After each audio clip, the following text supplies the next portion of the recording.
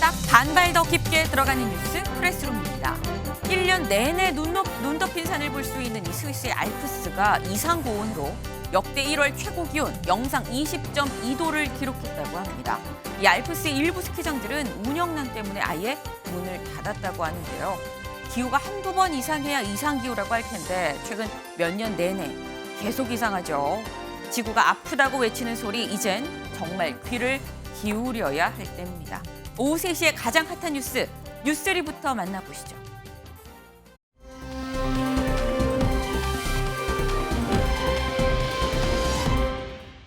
택시기사와 동거녀를 살해한 혐의로 구속된 이경이 오늘 검찰에 송치되면서 최근 모습이 공개될까 주목됐지만 끝내 얼굴은 볼 수 없었습니다. 마스크에 모자까지 깊게 눌렀으면서 얼굴을 완전히 가린 건데요. 이경은 경찰에 주는 마지막 선물이라며 전 여자친구의 시신 유기 장소를 경찰에 다시 알려줬다고 합니다. 이경의 심리, 잠시 뒤 자세히 짚어봅니다. 북한 내에서 미국통으로 불리던 이 리용호 전 북한 외무상이 공개 처형당한 것 같다고 일본 요미우리 신문이 보도했습니다. 이 처형 추정 시기는 지난해 여름부터 가을 무렵이다라고 밝혔는데요. 리 전 외무상은 지난 2018년 북미 정상회담을 조율하는 중심적인 역할을 했죠. 이 요미우리는 영국 주재 북한 대사관과 관련된 어떤 문제가 처형의 배경 중 하나일 것으로 분석했습니다. 우리나라에 입국한 직후 코로나19 양성 판정을 받은 한 중국인 남성이 격리를 거부하고 달아나다 경찰이 추적하고 있습니다. 중국발 입국자 중 확진자 비율은 어제 기준 4명 중 1명꼴인데요. 전날 나왔던 5명 중 1명보다 확진 비율이 더 높아졌습니다. 방역당국은 내일부터 중국발 입국자는 PCR 검사에 더해 입국 전 48시간 이내에 받은 음성 확인서 제출도 의무화하기로 했습니다. 아니 그러면 뭐 지금 방역 강화 해야 될 상황이고 또 강화하고 있죠. 근데 그럼 어쨌거나 중국인 남성, 이 도주한 남성은 어떻게 되는 거예요? 체포하는 겁니까? 네, 경찰은 일단 현재 지침상 이 네. 남성을 발견해도 곧바로 체포할 수는 없다고 합니다. 왜요? 확진되어 있기 때문에 당장은 시설에서 격리하도록 안내 조치를 할 방침이라고 하는데요. 네. 하지만 이 방역 당국은 해당 남성에 대해 추후에 1년 이하의 징역 또는 1,000만 원 미만의 벌금, 또 당장 강제 출국 조치가 이루어질 수 있다라고 밝히면서 도주한 남성의 얼굴 공개도 검토 중이다라고 밝혔습니다. 네, 뭐 당장 체포는 안 돼도 이 확진했다가 치유가 되면 뭐 과태료 그리고 뭐 추방도 될 수 있다고 합니다.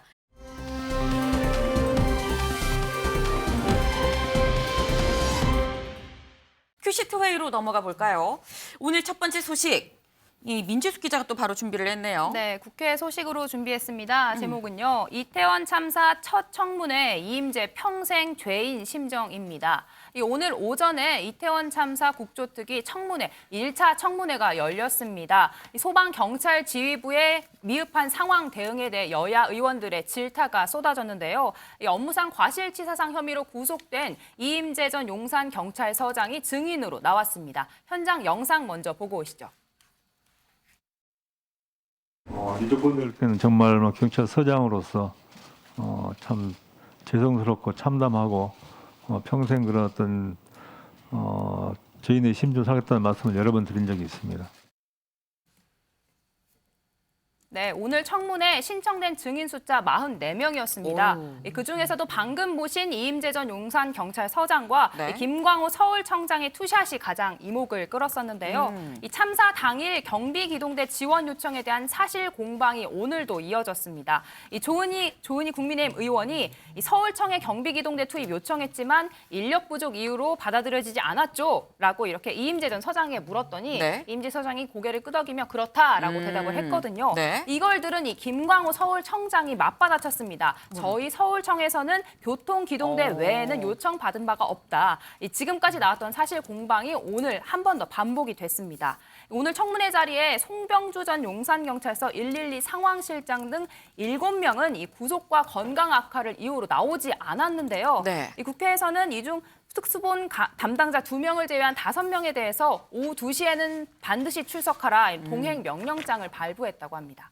그렇군요. 아니 오늘 지금 증인만 뭐 40명이 넘는 그런 상황입니다. 근데 오늘 나온 이 증인들 중에서 어제 저희 MBN이 단독으로 보도를 했었죠. 이 참사 당일 술자리, 이 술자리의 당사자 남화영 소방청장 직무대리도 여기 있습니다. 네. 이 남 전 직무대리는 여기에 대해서 해명을 했을까요? 결론부터 말씀드리면 아직 해명이 나오지 않았습니다. 네, 소방청장 자리는요, 이태원 참사 전부터 비어 있었죠. 네. 그래서 이 남화영 직무대리의 역할이 그만큼 막중했었는데 네. 저희 MBN 단독 보도에 따르면 이 참사 당일에 남 전 직무대리는 이 보고를 받은 뒤 53분 뒤에야 이 구급차를 동원했다는 사실이 알려졌습니다. 그럼 이 시간 동안 남 전 직무대리는 무엇을 하고 있었을까요? 알아보니까 자택에서 간부들과 술자리를 하고 있었다고 합니다. 네. 이 술자리를 하다가 참사를 파악했다 이 사실도 논란거리지만 이 당시 날짜가 봉화 매몰 사고가 있었잖아요. 네. 구조단이 가동 중이었기 때문에 이 날에 술자리를 했던 것 자체가 부적절했다 이런 지적이 나오고 있습니다.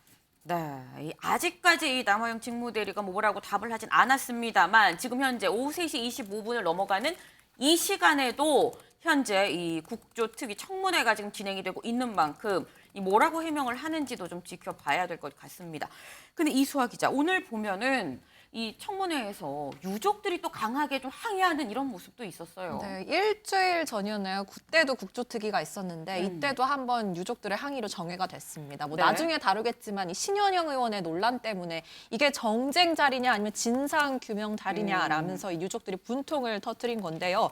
이 오늘 1차 청문회에서도 결국 이 유족들의 언성이 높아졌습니다. 이 우상호 국조특위 위원장이 점심시간을 갖자 하면서 정회를 선포했는데 네. 이 보시는 것처럼 유족협의회 대표 이 대표가 저렇게 증인석 앞에 찾아가서 증인들이 한 발언에 대해서 일일이 항의하는 모습이 있었습니다. 몇 초 동안 이 상황이 반복되니까 네. 결국 국회 측에서 이 대표를 회의실 바깥쪽으로 좀 끌어내려고 하는 그런 이동 시도가 있었는데 네. 여기에 대해서 이 유족 대표가 내가 범죄자냐 왜 막냐라면서 강하게 항의하는 모습이 언론에 포착되기도 했습니다. 네.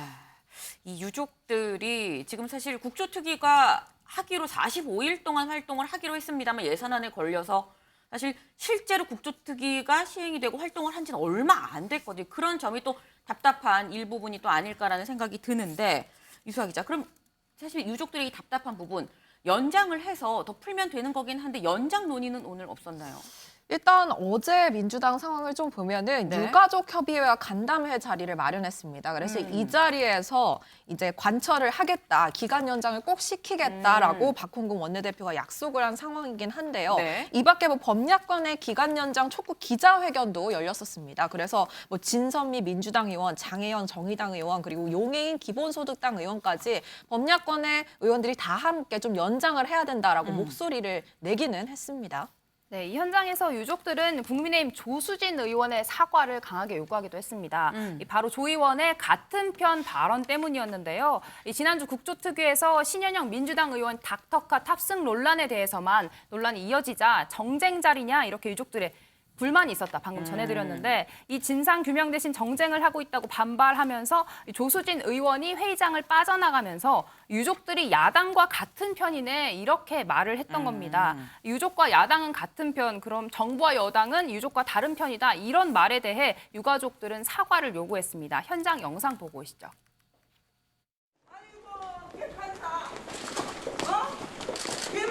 놔주세요, 놔주세요. 나와주세요. 통보. 제가 알아서 갈게요. 그리고 언론 여러분의 역할이 중요한 겁니다. 아, 진짜 비겁하게 넘어가지 말고, 얘기 좀 해, 얘기 좀. 가기도 하다니. 이편 저편 그런 말들이 국회의원의 입에서 나온다는 게 정말 경악을 금치 못하겠습니다. 저희 유가족들을 다른 편이라고 표현을 하셨습니다. 쓴소리를 하면 다른 편입니까? 네, 지금 뭐 2편 저편, 네 편, 내 편 지금 이런 발언이 나왔다는 거에 대해서 지금 유족들도 굉장히 좀 이 강하게 반발을 하는 비판을 하는 그런 얘기인 건데 임경빈 위원님. 네.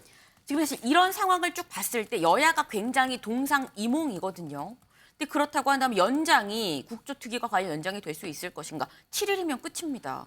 연장 자체에 대해서는 어느 정도 좀 합의가 이루어질 것이다라는 게 뭐 여의도 주변의 반응인 것 같습니다. 왜냐하면 이제 엊그제부터 이제 조호영 국민의힘 원내대표의 반응을 보면 네. 국조특위 연장 자체에 대해서는 거기도 이제 공감을 하는 것 같은 그런 모습인데 문제는 연장 얼만큼 할 거냐 이거에 대해서 여야가 이견을 좁히기가 쉽지 않아 보인다는 겁니다. 국민의힘 쪽에서는 한 일주일 정도 연장을 얘기를 하고 네. 민주당 쪽에서는 그리고 야3당에서는 한 열흘 정도 더 연장을 하자라는 얘기인데 왜 연장 기간에 차이가 있느냐면 네. 야3당에서는 추가로 청문회를 한 번 더 해야 된다. 원래 3회 청문회를 하려고 했다가 청문회 이제 증인 채택이 제대로 합의가 안 되면서 네. 2번으로 줄었으니까 한 번 더 청문회를 해서 네. 유가족들이나 생존자들도 이 증인으로 참여할 수 있도록 해줘야 된다라는 입장이기 때문에 아마 이제 내일까지는 이 문제 가지고 좀 여야가 협상을 좀 이어가다가 뭐 7일 끝나기 전에는 뭐 국정조사 연장이 좀 이루어지지 않을까 좀 그렇게 보이긴 합니다. 연장은 할 것 같지만 연장을 대체 며칠 동안 할 것이냐 이 부분을 두고 약간 좀 삿바 싸움이 있을 수 있다라는 말씀을 지금 주셨는데 지금 이 국정조사 뭐 7일이든 열흘이든 일단 연장을 좀 더 논의가 진행이 될 부분이 있어 보이죠. 그런데 특수본 이 경찰 조사는 거의 다 끝난 것 같습니다. 민지숙 기자. 네. 근데 이 특수본 조사가 윗선에 대해서는 좀 혐의 없다 뭐 이렇게 결론이 나는 것 같아요. 그렇습니다. 이 특수부는 행정안전부와 서울시 같은 이 상급 기관들에 대해 책임을 묻기 어렵다 이렇게 잠정 결론을 내렸습니다. 이 근거는요 재난안전법의 규정과 취지에 따라서 그렇다는 건데요. 이 법의 근거에서는 직접적으로 재난 대응 의무를 지는 건 기초자치단체다라는 겁니다. 그러니까 광역단체인 서울시에도 책임을 묻기 어렵고 그러니까 그 상급 기관인 행안부에도 책임을 지우기 어렵다 이런 설명입니다. 네. 지금 뭐 사실 이 윗선이라고 해서 책임을 지는 주체 가장 좀 논란이 됐었던 게 이상민 행안부 장관이었었는데 그럼 이수아 기자, 네. 이 이상민 행안부 장관은 그대로 가는 걸로 결론이 나는 걸까요? 일단 윤 대통령의 얘기를 들어보면 책임을 없는 사람을 어떻게 책임을 묻냐라면서 개각설을 일축했습니다. 듣고 오실까요? 엄연히 책임이라고 하는 것은 있는 사람한테 딱딱 물어야 되는 거지 그냥 막연하게 뭐 다 책임져라. 그거는 현대사회에서 있을 수 없는 일이에요. 그러니까 좀 정확하게 좀 가려주시기를 좀 당부하겠습니다. 네.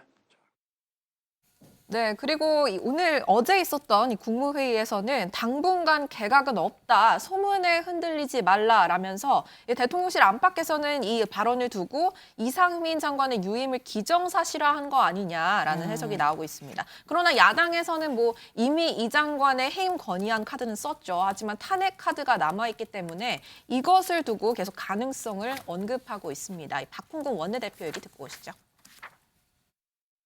이번에 개각은 없다고 하니 이상민 장관은 계속 가려는 걸로 지금 보시죠. 만약 실제 그렇게 한다면 저로서는 이제는 국정조사를 마치고 나서 이상민 장관의 또 책임을 묻기 위한 그런 저희의 이 입장을 분명히 밝히고 경찰 될까요? 수사 끝나고 국정조사 끝나면 스스로 물러나는 게 가장 좋습니다만은 안 된다면 저희는 강력한 어떤 파면 요구를 다시 할 거고 그게 안 되면 그 다음 단계는 결국은 국민의 뜻에 따라서 우리는 뭐 탄핵이라도 저희는 할 수밖에 없는 상황으로 갈 것이다.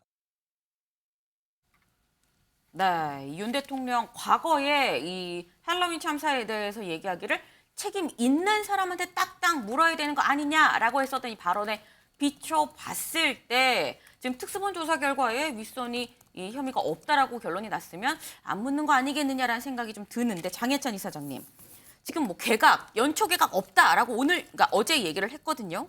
그럼 이 얘기는 결국은 이상민 장관 같이 간다 이렇게 해석을 할 수 있을 것 같아요. 그럴 것 같습니다. 일단 특수본 수사 결과에서 행안부나 서울시 차원의 별다른 혐의를 발견해내지 못한 것으로 현재까지 언론 보도가 나오고 있고요. 네. 그렇다면 국회에서 진행되는 이 특위가 참 중요한데 국정조사 과정에서도 야당에서 지금 이상민 장관의 책임론에 대해서 국민들이 다 동의할 만한 명백한 증거나 과실을 아직까지는 입증해내지 못하고 있거든요.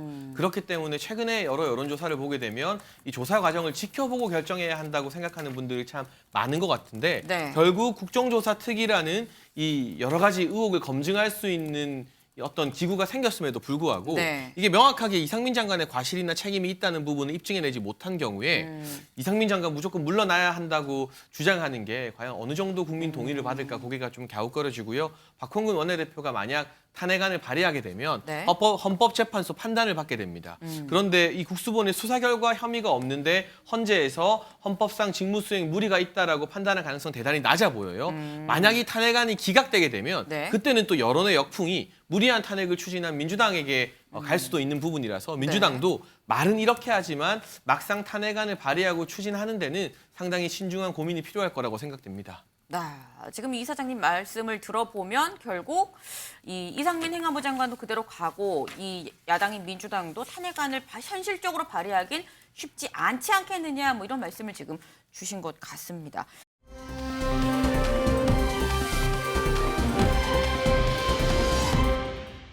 다음은 이제 사건입니다. 사건 전문은 강재묵 기자죠. 네, 다음 아이템 제가 좀 소개해드려 보겠습니다. 이 제목부터 소개드리면요, 이 끝내 얼굴 가린 이기영, 경찰에 주는 마지막 선물입니다. 오늘 이 택시기사와 동거녀를 살해한 이기영, 검찰에 송치됐습니다. 오전 9시 시간 이 경기 일산 동부서에서 의정부 지검으로 향하는 과정에서 이 취재진의 모습을 드러낸 건데요.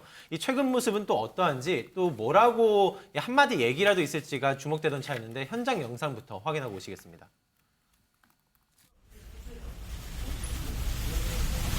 왜 가리셨습니까? 마스크 벗어주시죠. 추가 범행 있습니까? 피신 유기장소 진술은 왜 번복하신 겁니까? 우발적 살인 맞습니까? 계획 범행입니까?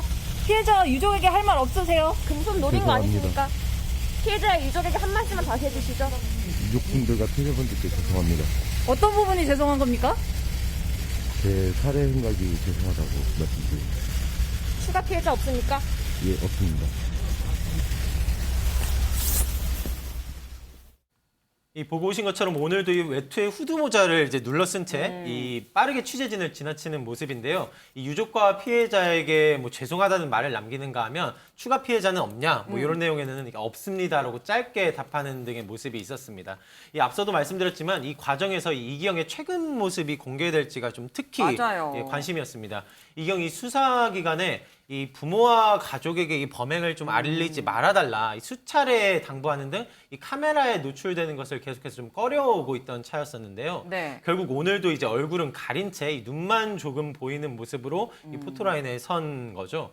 이 앞서 경찰이 배포했었던 이기영의 사진, 그러니까 신상 공개 결정과 함께 공개됐던 사진이 이 최근 모습과 달랐기 때문에 이 실효성 논란도 일던 차였었습니다. 이 관련 논란이 때문에 좀 계속해서 이어질 것으로도 보이는데, 또 이와 같은 유사한 상황은 또 이번 말고도 앞서서도 좀 이렇게 참고할 사례가 좀 있었는데요. 이 바로 2019년 이 전 남편 살해, 이 고유정 사건에서였습니다. 이 당시에도 이 카메라 앞에 선 고유정이 저렇게 보시는 것처럼 이렇게 얼굴에 장발을 길게 늘어뜨려서 이른바 커튼머리라고 이제 그때도 칭하면서 실제 모습을 아예 감추는 모습이 좀 있었거든요.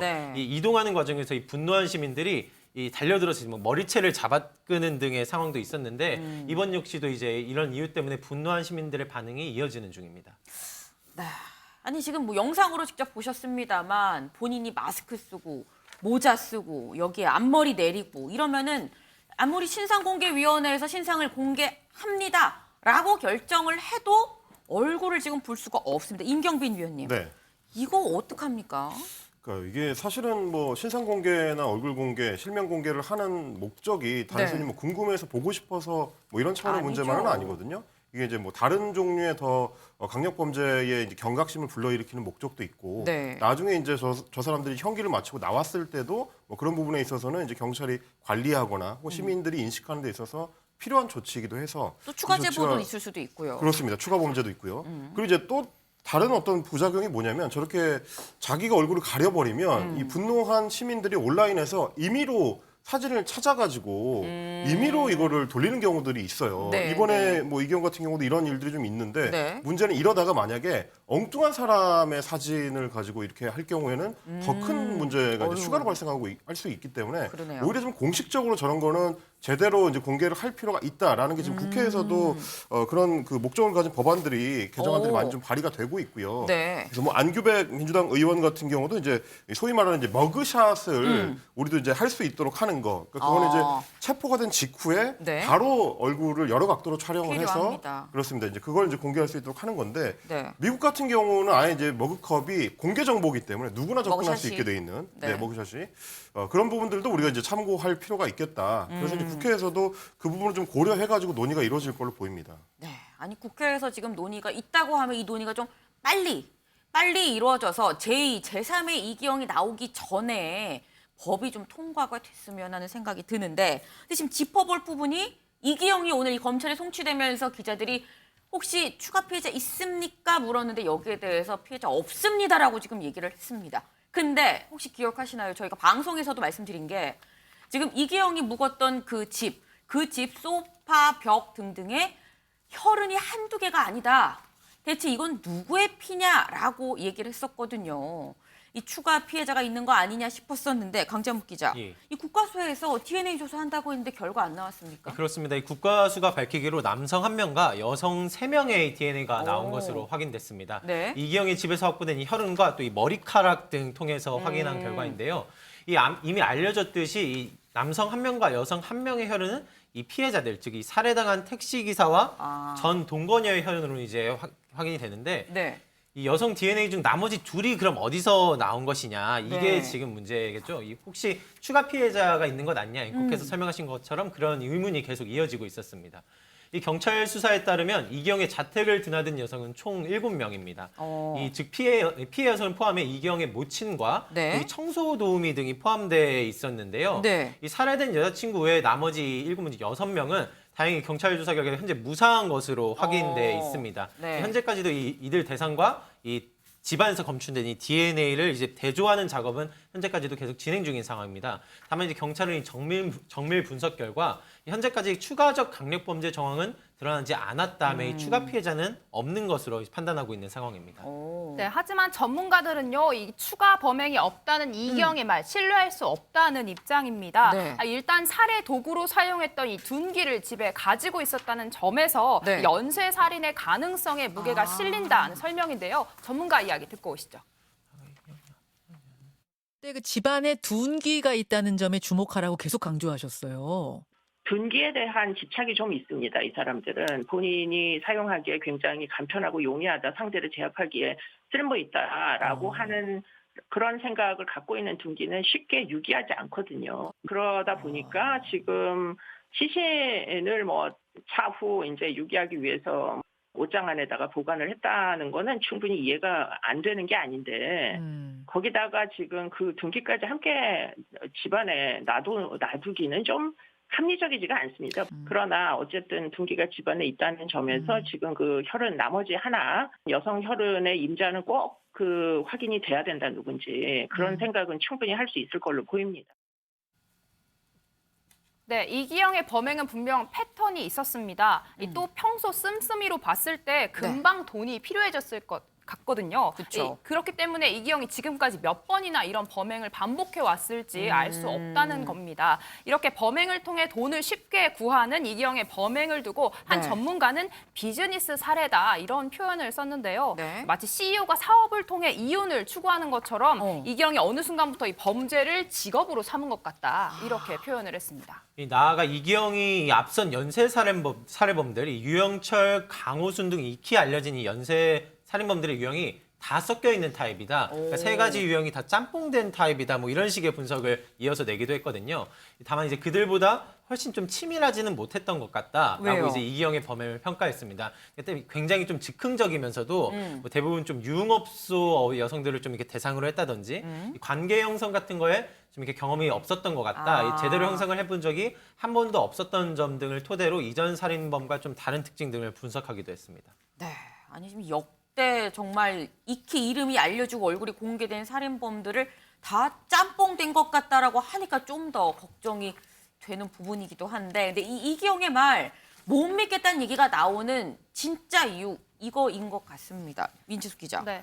이기영이 전 여자친구를 살해한 장소를 공릉천변에 유기했습니다라고 했었는데 장소를 다시 번복을 했어요. 맞습니다. 천변에 버렸다라고 했는데 네? 어제는 바닥에 묻었다라면서 경찰이 한창 수색을 했던 곳에서 2km 떨어져 있는 다리 인근 지점을 지목했습니다. 이 약도까지 그려주면서 네. 이 콘크리트 방호벽 옆에 천변이었다 이렇게 위치를 설명했다고 하는데요. 네. 이기영은 어제 직접 현장에 나가서 이 손가락으로 자신이 시신을 묻은 지점을 안내하기도 했었다고 합니다. 네. 네, 황당한 건요. 이기영은 이 경찰의 시신을 찾게 해주겠다면서 내가 경찰에 줄 수 있는 마지막 선물이다. 이렇게 표현을 했다고 합니다. 이 발언을 어떻게 해석해야 하는지 전문가 이야기 들어봤습니다.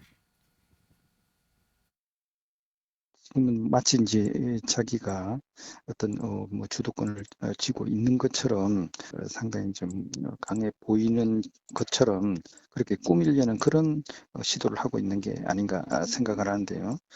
지금 현재는 이미 이제 경찰에 이제 잡혀 있는 그런 상황에서 객기를 부리고 이제 자기의 능력을 이제 과시하는 그런 좀 허황된 모습을 보이는 게 아닌가 생각을 합니다. 네, 경찰은 원래 이기영이 알려준 장소에서 엿새 동안 수색했지만 찾지 못했잖아요. 네. 허탕을 쳤기 때문에 오늘 검찰이 송치되기 직전까지도 이 위치에 대해서 다시 한번 확인을 했다고 합니다. 그래도 믿을 수 없다라는 눈치인데요. 네, 실제로 오늘 오전 10시부터 어제에 이어 수색을 이어가고 있지만 아직까지 시신은 발견되지 않았다고 합니다. 영하의 한파에 땅도 물도 얼어서요. 이 네. 굴착기가 이게 땅을 파내는 작업을 할 수 없어서 시간이 조금 더 걸릴 것으로 보입니다. 네, 지금 이기영의 얼굴이 살짝 보이죠. 지금 그 모습 다시 한번 보여주시겠어요? 경찰차 안에 타서야 지금 마스크를 내리고 뭐라고 얘기를 하는 저 모습. 저게 진짜 현재 지금 2023년 1월 4일 이기영의 얼굴입니다. 사실 검찰이 송치되면서 이 기자들이 마이크를 들고 이 질문을 할 때 그때 지금 이 얼굴이 드러날까 싶었었는데 저건 어제 영상입니다. 어제. 이제 오늘 검찰 송치되는 상황도 아니고 경찰차에 들어가서 말을 하기 위해서 잠깐 마스크를 내렸을 때 바로 이 마스크를 올리는 모습이 보이죠. 네, 지금 저게 이기영의 얼굴이다라는 말씀을 좀 드려야 될 것 같습니다. 아니 근데 지금 보면은 뭐 지금 시신 유기한 장소 말고 강재묵 기자. 예. 다른 거짓말들도 상당한 것 같아요. 맞습니다. 이 유기 장소뿐 아니라 이기영이 주변에 반복적으로 이렇게 거짓말을 하는 그러니까 좀 황당한 허언들까지도 이제 속속들이 계속 드러나고 있는 중인데요. 이 내용은 좀 지인 통해서였습니다. 5년 전 이 씨의 이 결혼식에 참석했던 지인 통해서인데요. 이 당시 이기영의 결혼이 초혼이 아니라 재혼이었다. 이기영의 결혼식을 참석을 하면서 그 결혼식이 초혼이 아니라 재혼인 것으로 알고 있다. 뭐 이런 설명들을 들려줬던 건데 이 때문에 이제 이기영이 이제 당시가 재혼이었던 건가 이런 것들 가능성이 제기되면서 경찰이 좀 조사에 좀 나섰었거든요. 네. 또 이어 이 지인의 표현을 먼저 좀 설명드리면 이 처음 결혼한 상대와는 아들까지 두고 있었다. 뭐 이런 언급들이 있었습니다. 네. 하지만 경찰이 직접 확인한 결과 이 씨에게 전처는 존재하지 않았다고 합니다. 이 지인이 얘기했던 자녀 역시도 이 본인의 자녀가 아닌 이 씨 친구의 아들로 밝혀지면서 이제 허언으로 보이는 거짓말들이 속속들이 같이 드러나는 중입니다. 네, 가족관계뿐만 아닙니다. 이기영 주변 사람들에게 자신의 재력을 과시해 왔다고 하는데요. 네. 정작 함께 살았던 이 전처는요. 생활고에 시달렸다 이렇게 이야기했습니다. 이렇게 앞뒤가 맞지 않는 말을 계속했다고 전해지는데 이 전문가들은 이것을 두고 허구의 세계를 진실로 믿는 그러면서 거짓말을 계속 이어가는 리플리 증후군이 있는 게 아닌가 의심하고 있다고 합니다. 이 거짓이 들킬까 봐 불안해하는 이 거짓말쟁이, 단순한 거짓말쟁이와는 다르게 네. 리플리 증후군은 자신이 한 거짓말을 완전히 진실로 믿는다고 합니다. 아니 근데 그러면 지금 거짓말을 한도 끝도 없이 하는 이른바 이 증상 병인 거잖아요. 그럼 이런 경우에 지금 진술하는 내용을 전혀 믿을 수가 없는데 경찰 조사를 어떻게 합니까? 네, 전문가 이야기를 들어봤더니 네. 이 가해자의 진술에 끌려다니기보다는 거짓말을 계속하고 있기 때문에 사실 지금은 6일 동안 다른 땅을 파고 그랬었거든요. 맞습니다. 이렇게 수사에 우왕좌왕 혼선을 주는 거짓말을 이어가고 있거든요. 그래서 이 확실한 물적 증거라던가 네. 가까운 지인의 진술 자료를 들이밀면서 이기영을 심리적으로 압박해서 이 수사에 도움을 주도록 이렇게 유도를 해야 된다. 이런 전략이 필요하다 이렇게 설명했습니다. 네, 지금 우리 경찰이 상당히 지금 힘들 것 같다라는 생각이 드는 게 확실한 증거를 갖고 들이밀면서 심리적으로도 압박을 해야 된다고 합니다. 이 경찰의 응원의 이 멘트를 드리고 싶네요.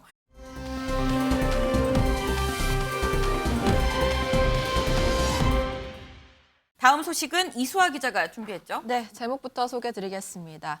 윤 대 문, 새해부터 서로 저격, 신구 갈등 계속입니다.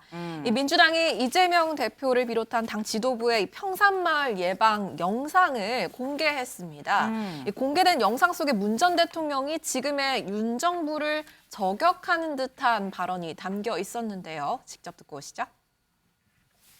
올해는 전망이 더더욱 어렵다고 그러고 말하자면 이렇게 서로 소통하지 않는 정치를 하는 게 얼마나 그게 위험하고 국민들을 힘들게 만드는지를 지난 1년간 실감을 이렇게 했을 텐데 계속 이제 그런 하는 게 너무 이제 안타깝게 생각이 되죠. 어쨌든 뭐 그럴수록 국민들은 역시 이제 민주당에게 또 그런 기대가 더 이제 커지지 않을까 생각을 합니다. 그런 기대에 좀 잘 부응하려면 이재명 대표님도 중심으로 당이 또 혼혈일체 하나가 돼서 올해는 더 이제 각별한 노력을 해야 되지 않을까 싶습니다. 정부 여당이 못하는 몫까지 좀 민주당이 한다는 그런 마음가짐으로 임해주시면 좋겠습니다. 네, 그러도록 하겠습니다. 네, 영상에 담기진 못했습니다만 같은 자리에서 문 전 대통령 이런 얘기도 했다고 합니다. 북한 무인기 관련이었는데요. 이 북한의 무인기 대응과 관련해서 지난 정부에서 준비를 모두 마쳤다. 드론 부대까지 만들어놨는데 이번에 서울 상공이 뚫렸다. 안보는 단호하게 대응해야 되는데 우려스럽다라는 발언을 했는데요. 이게 윤 대통령의 지난 발언에 대한 반박이 아닌가라는 해석이 나오고 있습니다. 어떤 발언인지도 듣고 오시죠. 어제 북한의 군용 무인기가 우리 영공을 침범했습니다. 지난 수년간 우리 군의 대비 태세와 훈련이 대단히 부족했음을 보여주고 또 더 강도 높은 대비 태세와 훈련이 필요하다고 하는 것을 여실히 확인해 준 그런 사건이었습니다. 네, 앞서 소개해드린 문 전 대통령의 발언이 전해지자 이 군 당국이 바로 이제 입장을 냈습니다. 이 반박하는 내용의 입장이 담겨 있었던 건데요. 이 소형 무인기 대응 전력 확보에 나선 것은 2010년대 초반부터 이 순차적으로 이뤄진 일이다라고 설명을 했습니다. 즉 어느 때라고 칭할 특정 시기에만 진행된 것이 아니다. 이렇게 지난 정부부터 했던 게 아니다. 이런 식으로 이제 표현을 한 건데요. 네. 이 무인기 대응 체계를 이 지난 정부에서 갖췄다는 발언에 반박하면서 반박을 하는 내용이었습니다. 또 좀 여권 입장도 좀 함께 저희가 좀 살펴보려고 준비를 했는데 이 논평을 통해 좀 밝혔습니다. 전직 대통령의 발언치고는 매우 좀스럽다고까지 이제 표현을 했습니다. 오히려 이 무인기가 군사 분계선을 넘어오지 않을 것이란 이 김정은의 선의만 믿은 것에 대한 반성이 필요하지 않냐. 문 전 대통령 발언 맞받아치는 강도 높은 비판이 있었습니다. 네. 임경빈 의원님. 네. 사실 문재인 전 대통령이 퇴임하고 난 다음에 뭐 몇 차례 입장을 내긴 했습니다만 껌껌이 되진 않거든요. 그렇죠. 이번에 문 전 대통령이 직접 나선 거는 무슨 이유인 걸까요? 뭐 사실은 정권 교체기부터 시작을 해가지고 문재인 전 대통령이 이제 직접적으로 발언에 나설 때의 이제 패턴을 보면 전임 정부 그러니까 문재인 정부 때 굉장히 좀 중요하게 어떤 생각했었던 정책에 대해서 이 비판을 직접적으로 하는 경우 혹은 뭐 아니면 어떤 정책적 가치를 굉장히 중시할 때 예를 들면 뭐 남북 평화 문제라든지 뭐 9.19 남북 합의 문제라든지 이런 것들에 대한 공격이 들어올 때 주로 직접 발언을 해왔습니다. 생각해 보시면 꼭 이제 정권이 바뀌기 전에도 JTBC하고 이제 문재인 전 대통령이 이제 인터뷰를 했었는데 그때도 한동훈 장관이 이제 검수완박 문제를 반드시 저지하겠다 이렇게 했던 발언을 당시 현직 대통령이었던 문재인 대통령이 직접적으로 반박을 하게 됐거든요. 그만큼 이제 정부가 중요하게 생각하는 사안들에 대해서는 대통령이 본인이 직접 반박하겠다라는 태도를 좀 취하는 걸로 봐야 될 것 같고 지금 이제 국방부가 얘기한 것처럼 사실은 드론 대응처럼 이런 어떤 장기 과제들은 한두 정부에서만 제안해서 얘기할 수 있는 뭐 사안들은 아니에요. 저희가 이제 지난주에도 다뤘지만 처음에 무인기가 발견됐던 것도 박근혜 정부 시절이었던 2014년이고 그 뒤에 다시 2017년에 발견되고 관련 조치들이 한 10여 년에 걸쳐서 취해져 온 거거든요. 이걸 이제 연속선상에서 파악을 해서 지금 윤석열 정부도 단순히 뭐 이게 우리 잘못이다, 뭐 전임 정부 잘못이다 이렇게만 가르려고 할 게 아니고 어떻게 하면 최대한 신속하고 정확한 조치를 취할 수 있을지 그거에 대해서는 어떻게 보면 문재인 전 대통령도 저렇게 얘기하는 것처럼 전임 정부와 협력해야 될 부분들은 오히려 인수인계를 확실하게 협력을 해가지고 정확한 조치를 취해 나가야 되겠다. 그런 생각을 좀 하게 되는 겁니다. 네, 사실 새해가 된 지 얼마 안 됐는데 새해가 됐음에도 여전한 약간 이 친구 갈등의 느낌이랄까요? 네, 지금 오늘 한 보도를 보니까 이수아 기자, 문재인 전 대통령 사위에 대해서 검찰이 약간 이 채용 특혜 의혹 이걸 수사에 좀 진전이 있는 것 같아요. 네, 이 수사 같은 경우에는 문 전 대통령 개인의 좀 불이익 의혹을 파고들고 있다. 이런 점에서 저희가 수사 내용을 좀 지켜보고 있는 건데요. 네. 이 검찰이 이스타항공 창업주인 이 이상직 전 의원이 문 전 대통령 전 사위의 이 특혜 채용 과정을 주도했다라는 단서를 확보해서 수사에 박차를 가하고 있다라는 내용이 알려졌습니다. 물론 전 정부, 문 전 대통령의 정부 차원의 의혹에 대해서도 수사가 계속되고 있는데요.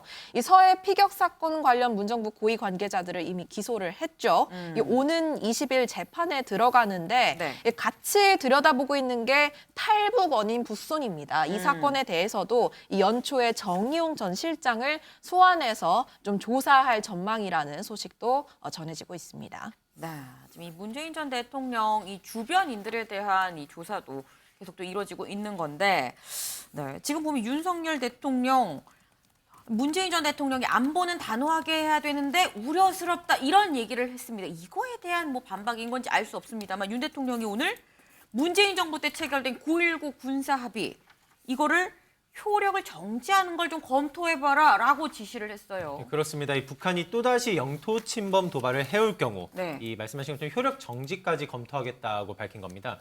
이 9.19 군사 합의 지난 2018년 이 평양 남북 정상회담을 계기로 체결된 군사 합의서입니다. 네. 이 상대에 대한 적대적 행위 중지 등 내용을 골자로 하고 있는데 이 군사 분계선 일대의 상대방을 겨냥한 군사 행위를 중지한다든가 이 군사 분계선의 상공에 이 군용기 비행 금지 구역 등을 설정하는 것들을 내용을 담고 있는데 그 합의 내용을 무효화하는 내용을 검토하겠다는 의지를 표명한 것입니다. 이 문 전 대통령과 계속 이렇게 각을 세우는 듯한 느낌이 이어지고 또 뿐만 아니라 이 다른 부분에서 좀 그런 각을 세우는 듯한 내용은 좀 이어졌었는데 어제는 전 정부의 부동산 인식을 지적하는 모습도 있었습니다. 이 정치와 이념의 문제를 이 전 정부에서 부동산 문제를 정치와 이념의 문제로 인식했다 이렇게 평한 건데요. 부동산을 맞습니다. 부동산 문제에 있어서 네. 예, 이념의 문제로 접근했다라고 이제 평한 내용이 있었는데 이 내용은 영상으로 직접 듣고 오시겠습니다. 과거 정부가 이 부동산 문제, 환경 문제를 어떤 정치와 이념의 문제로 인식을 했습니다. 그렇게 되면 결국은 국민이 힘들고 고통을 받게 되는 것입니다. 규제부처가 아니라 민생부처라고 생각을 하고 또 정치와 이념에서 출발할 것이 아니라 전문성과 과학에 기반해서 일을 해야 될 것입니다. 네, 장혜찬 이사장님. 네, 지금 질문을 드리면 지금 9.19 군사 합의에 대한 효력을 정지한다는 거는 사실 남북 정상 간 있었던 가장 최근 합의를 다시 원점으로 돌리는 거거든요. 이 굉장히 강력한 조치인 건데 이렇게 강력하게 나오는 이유 뭐라고 보십니까? 일단 선후 관계를 좀 분명히 해야 될 것 같습니다. 북한은 네. 문재인 정부 후반기부터 지금까지 계속적으로 이 9.19 군사 합의를 어겨왔습니다. 네. 이 합의 내용 중에 포병 사격이나 뭐 연대급 이상 야외 기동 훈련 금지 구역 설정 등이 있는데요. 네. 북한 포사격 계속 해오지 않았습니까? 심지어는 이제 개성공단의 우리 건물 그 800억 피 같은 세금이 들어간 건물도 폭탄으로 무자비하게 와르르 무너뜨렸는데 실질적으로 북한은 지속적으로 9.19 군사합의를 어기면서 도발을 계속하는 상황에서 우리만이 지켜지지 않은 합의에 묶여서 비례 대응을 하지 못하게 되면 우리 국민들의 안보나 안전이 위험해질 수 있다는 판단을 하는 것 같아요. 다만 네. 전제 조건이 필요하겠죠. 국제사회에서 이 합의가 깨진 것, 파기되는 것은 대한민국 정부 때문이 아니라 북한의 지속적인 합의 파기와 도발 때문이라는 충분한 공감대가 형성돼야 한다. 사실 뭐 미국을 비롯한 유엔과 국제사회는 이미 공감대를 이루고 있겠죠. 이 전제하에서 이 합의를 폐기한다고 해서 우리가 더욱더 도발이 강대해지는 것이 아니라 북한에게 던지는 메시지입니다. 우리 이제 공식적으로 이 합의를 우리도 더 이상 지키지 않겠다. 북한이 만약 우리 국민의 안전을 위협하면 더 강한 대응을 할 테니 도발하지 마라. 라고 하는 이 도발을 막기 위한 메시지 차원에서 이것도 우리가 충분히 검토 가능하다는 것을 띄워주는 것이고요. 사실 지난 정부에서 이뤄진 뭐 비핵화나 이 9.19 군사 합의 등을 하나도 지키지 않는 북한에 대한 국제사회의 규탄도 함께 더 이제 공감대를 이루어 나가지 않을까 싶습니다. 이 9.19 군사 합의에 대한 효력 정지 검토 자체가 북한에 던지는 메시지다. 더 이상의 도발은 안 된다. 비례 대응하겠다. 라는 얘기라고 지금 해석을 좀 해주셨습니다.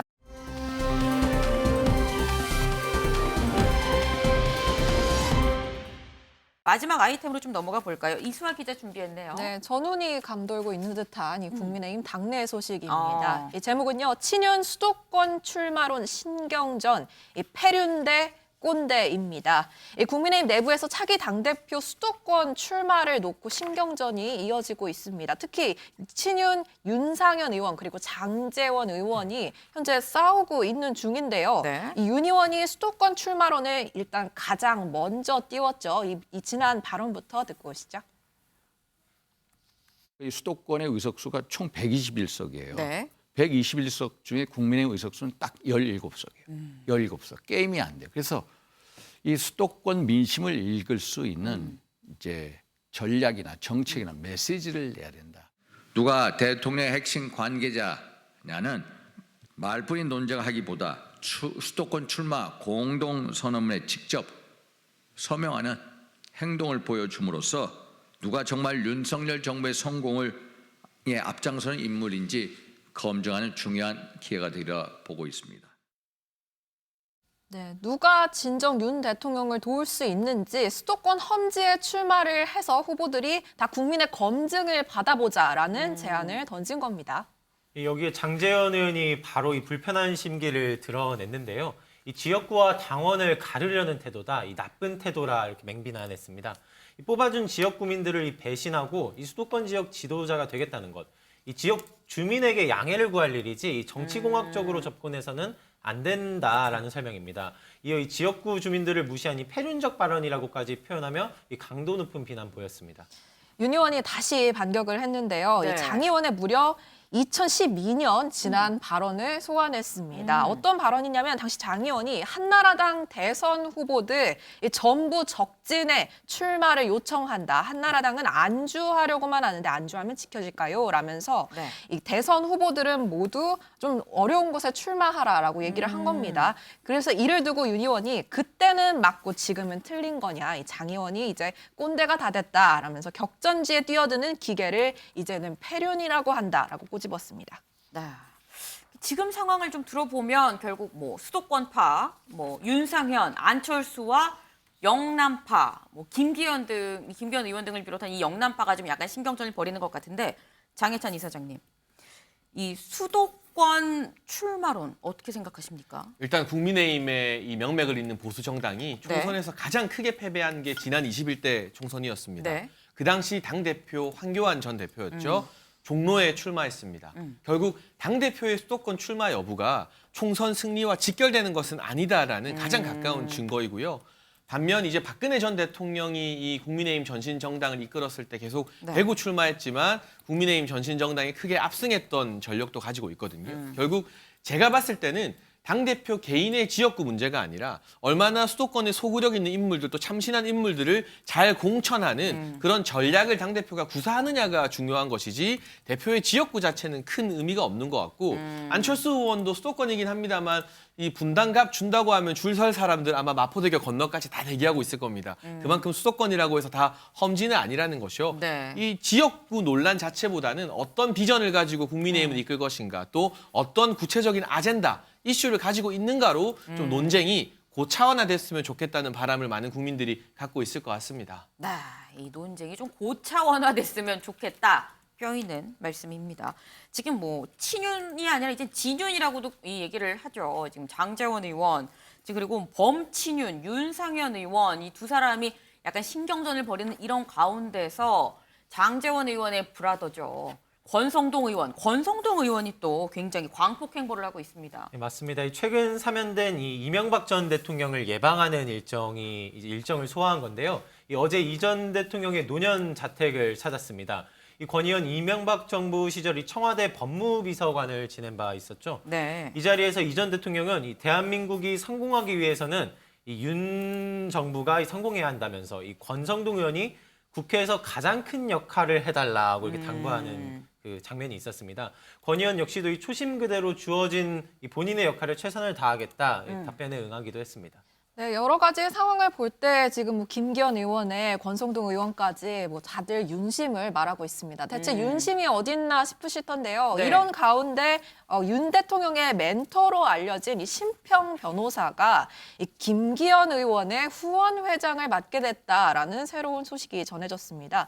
저희가 직접 좀 심 변호사에게 연락을 해봤는데요. 네. 이 김 의원이 먼저 후원장 자리를 제안을 해서 수락을 한 거다. 하지만 이 회장직 수락에 윤심이 반영됐다는 일각의 얘기는 감히 본인이 할 수가 없는 얘기다라고 선을 그었고요. 이 김기현 의원과는 이번 달 중순 17일쯤에 만나서 활동 계획을 구체화하겠다라는 소식을 전했습니다.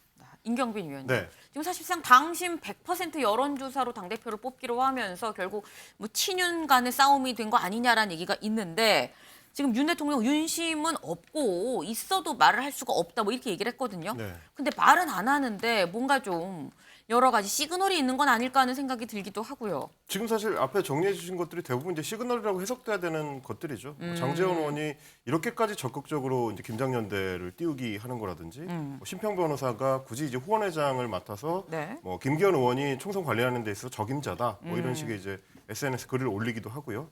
그리고 뭐 이제 여러 언론 보도들을 통해서 이제 알려지는 걸로는 대통령이 관저에 이제 만찬으로 이제 초대를 하는 사람들의 리스트가 조금씩 이제 노출되는 거. 그런 것도 어떻게 보면 이제 대통령이 어디에 이제 마음을 두고 있는지를 슬쩍슬쩍 내비쳐 보여주는 건데. 그래서 일각에서는 이게 김기현 의원의 고도화된 전략 아니겠느냐. 김 의원이 윤심이 있는 것처럼 흘리는 거 아니겠느냐라고 보는 사람도 있긴 있어요. 뭐 그럴 수도 있죠. 근데 이제 다만 대통령하고의 만찬을 네.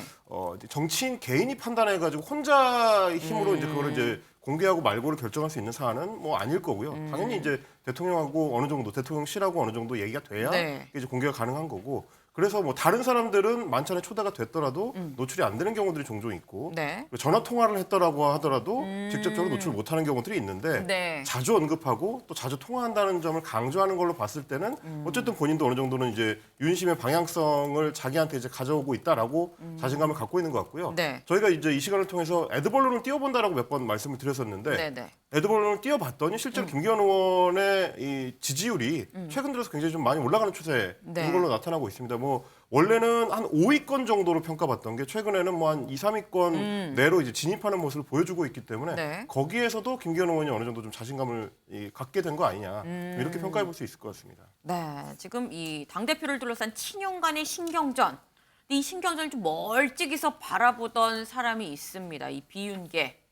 이준석 전 대표가 또 등판을 했어요. 네, 이 전 대표 이 박근혜 전 대통령을 언급했습니다. 이 보수의 아이돌이라고 할 수 있는 박근혜 전 대통령도 네. 자기 마음대로 당대표를 만들지 못했다. 그런 만큼 전당대회는 예측 불가라는 점을 강조를 했는데요. 그리고 또 지난달 대학교 연설 발언의 연장선일까요? 이 김장연대는 절대 고래가 되지 못한다. 이것이 될 거다라고 말하기도 했습니다. 듣고 오시죠.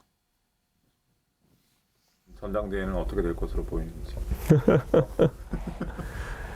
박근혜 대통령도 자기대로 결과를 못 만들어냈습니다. 예. 두 마리의 새우가 고래가 될 수는 없는 거예요. 비만 새우가 될 수는 있겠죠. 예. 비만 새우가 되는 길을 걸을 것 같은데 지금 자기들이 무슨 뭐 대통령의 의중을 받아 출마한다 이런 분들은요 영원히 반사체 선언하시는 겁니다. 네. 반사체. 밝은 것도 반사할 수 있지만 어두울 때는 자기도 한없이 어두워지는 겁니다. 그러니까 저는 그 길을 선택하신 분들에게 정말 무운을 빕니다. 그렇게 해서. 네, 이 뭐 김장연대 앞서서 두 마리 새우라고 했었는데 그냥 새우가 아니라 비만 새우가 될 거다라는 얘기와 함께 결국 이 윤심을 따르면 스스로 빛나는 게 아니라 반사체가 될 수밖에 없지 않겠느냐 뭐 이런 얘기를 했습니다. 임경빈 위원님. 네.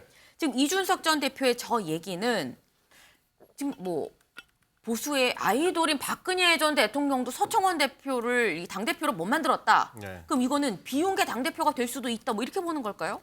근데 이제 그거는 선거의 이제 형식이나 어떤 내용적으로 봤을 때 뭐 직접 비교하기 좀 어려운 측면들이 좀 있어요. 일단은 이번 이 당대표 선거 같은 경우는 네. 100% 당심만 반영하는 방식으로 만든 데다가 추가로 또 이제 결선 투표까지 안전장치가 이제 들어가 있습니다.